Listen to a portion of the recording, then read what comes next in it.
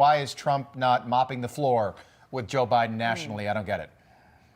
Well, because he's got a ceiling on his support. I've talked to lots of Democrats who, as you know, to use the favorite metaphor, would vote for Joe Biden's brain in a jar over Donald Trump. I don't think Donald Trump is behind in this race. I don't think the Biden campaign thinks he's behind. But just from a matter of pure politics, the notion you could talk Joe Biden into quitting the race when he's had 2 straight polls showing him either ahead or tied seems foolish. So last night, as Rob alluded to, he called Zelensky President Putin. He called Kamala Harris Vice President Trump. Take a look at members of his cabinet when this happened. I wouldn't have picked Vice President Trump to be vice president because I think she was not qualified to be president. So let's start there. All right, Yeah. So 3 down. The guy who just touched his chin with extreme concern is Jake Sullivan.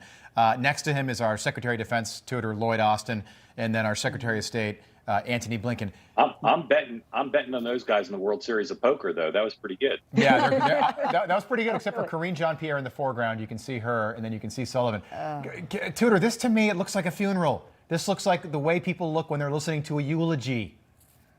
Yeah, but the world is on edge right now, and especially the folks in the White House. They are honestly looking to see whether or not they have a chance at having jobs for the next 4 years. They're potentially leaving the pinnacle of what they have. I mean, these are the best jobs you can have, right? And they're watching their commander-in-chief kind of melt down in front of them. I think it's partially going to be very sad for them, but also they know what they've been hiding and they know they're caught. It's a very dark day, but he didn't do poorly enough for the American people to say, yeah, he's ready to step out. I think that's their other conundrum. The other Democrats are saying, well, wait a minute. We wanted him to totally melt down. He made a few flubs. He was clear he's not leaving. Yeah. He's not going anywhere. They're going to struggle to push him out.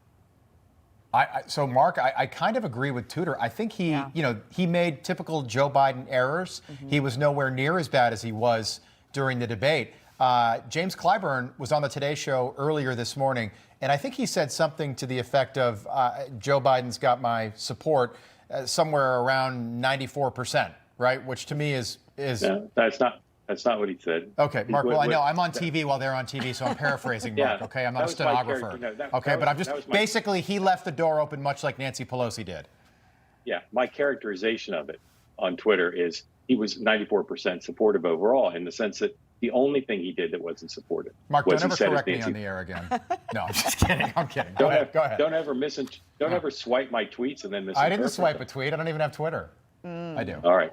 Anyway, the only thing he said that wasn't supportive was that, like Nancy Pelosi, he said, well, if Biden changes his mind, we'll see. That's not a normal thing to say in July of a presidential year. Yeah. So he still kind of left the door open to that. But otherwise, he was extremely supportive, much more supportive than most of the leaders have been. It's a huge sign. And for those watching last night, it was kind of a topsy-turvy world. The Democrats were hoping he did poorly enough so he'd get out. The Republicans were hoping he'd do well so he'd stay in. Tudor, can we ask the politician, how about this? Has a presidential candidate ever won with his own party this divided?